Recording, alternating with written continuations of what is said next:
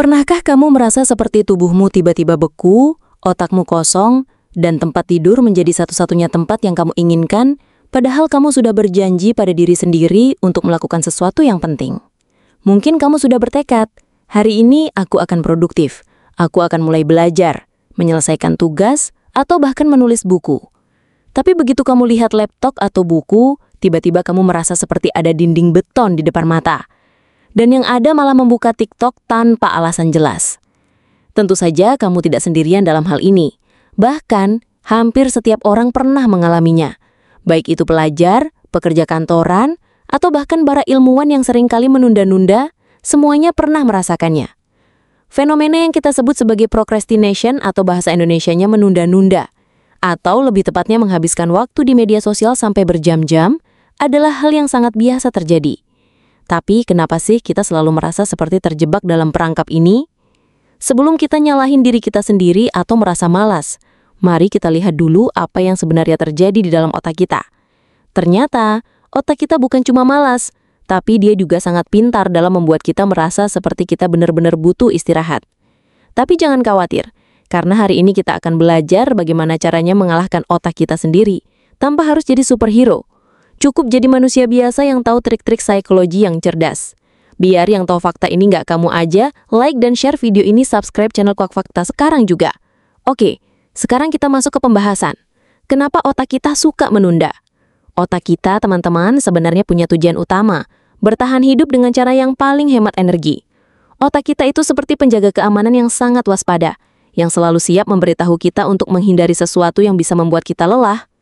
Misalnya saat kamu berpikir untuk berolahraga, otak langsung berkata, "Mending tidur aja deh, ini berbahaya bro. Kamu bisa kelelahan, nanti pusing, jangan-jangan malah bisa jatuh pingsan deh." Serius, otak kita memang protektif banget. Dan itu bukan cuma soal olahraga. Saat kita mencoba melakukan sesuatu yang lebih berat, misalnya belajar, membuat proyek besar, atau memulai bisnis, otak kita langsung bereaksi dengan memberikan banyak alasan kenapa itu bukan ide yang baik. "Ini pasti capek," kata otak. "Ngapain belajar hal baru? Lebih baik kerja kantoran aja. Itu lebih aman." Jadi bagaimana kita bisa melawan rasa malas yang super kuat ini? Tenang, jangan khawatir. Ada beberapa trik yang sudah terbukti efektif dan lebih penting lagi, mudah untuk dicoba. Trik pertama, the 2-minute rule, aturan 2 menit. Oke, jadi trik pertama yang akan kita bahas adalah the 2-minute rule. Ini adalah trik yang paling mudah dan simple dan bisa langsung kamu coba. Intinya, kita menipu otak kita dengan cara bilang, aku cuma akan melakukannya selama 2 menit aja kok. Cuma 2 menit. 2 menit itu terasa singkat kan? Siapa yang nggak bisa melakukannya? Misalnya, kamu harus menulis naskah untuk video atau menyelesaikan pekerjaan rumah yang menumpuk. Jangan langsung bayangkan menulis 10 halaman atau mengerjakan tugas sepanjang 3 jam. Cukup bilang, aku akan menulis 1 paragraf aja dulu. Cuma 1 paragraf. Dan tahu nggak apa yang sering terjadi? Begitu kamu mulai menulis 1 paragraf, tiba-tiba kamu merasa nyaman dan malah lanjutkan sampai selesai. Karena apa? Otak kita benci pekerjaan yang belum selesai.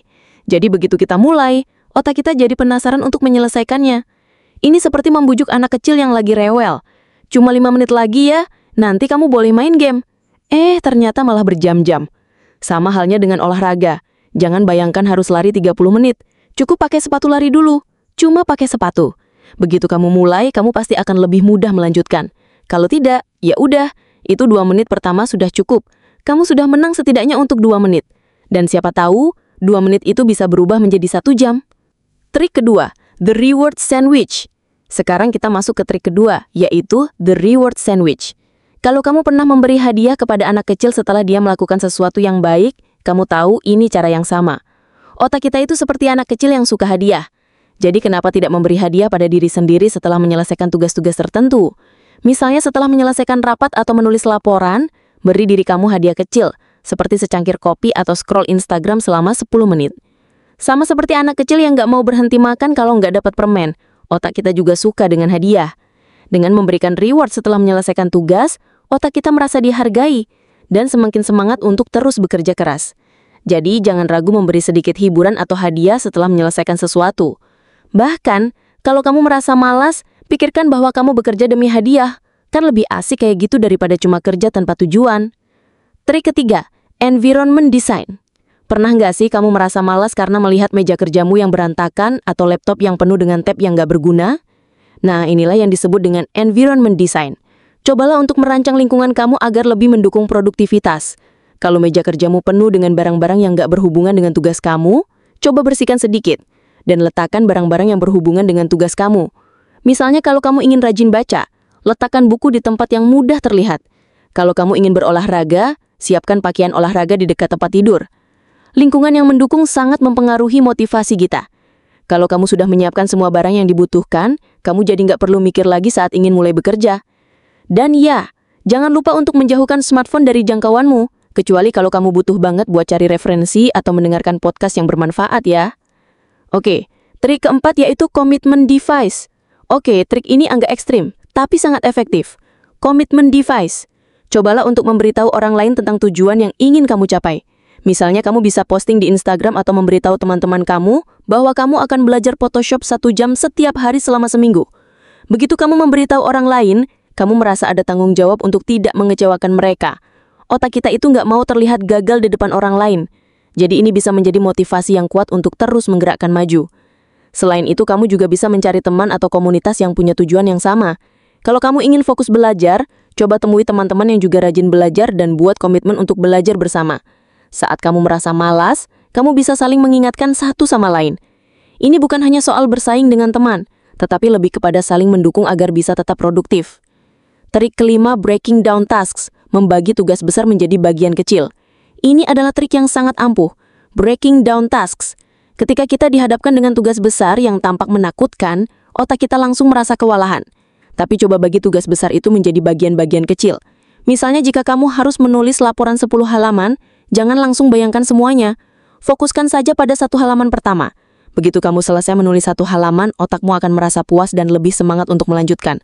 Membagi tugas besar menjadi potongan-potongan kecil membuat semuanya terasa lebih mudah dan lebih terjangkau. Kalau kamu harus makan pizza besar, kamu nggak bakal makan semua pizza dalam 1 gigitan kan? Begitu juga dengan tugas besar. Ambil potongan kecil dulu. Trik keenam, mental reframing. Mengubah pola pikir. Dan akhirnya mental reframing. Otak kita seringkali terjebak dalam pola pikir negatif.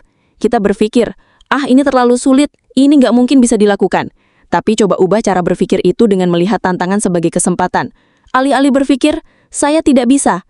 Coba ubah menjadi, saya belum bisa, tapi saya pasti bisa jika mencoba. Alih-alih melihat pekerjaan sebagai beban, coba lihat sebagai investasi untuk masa depan.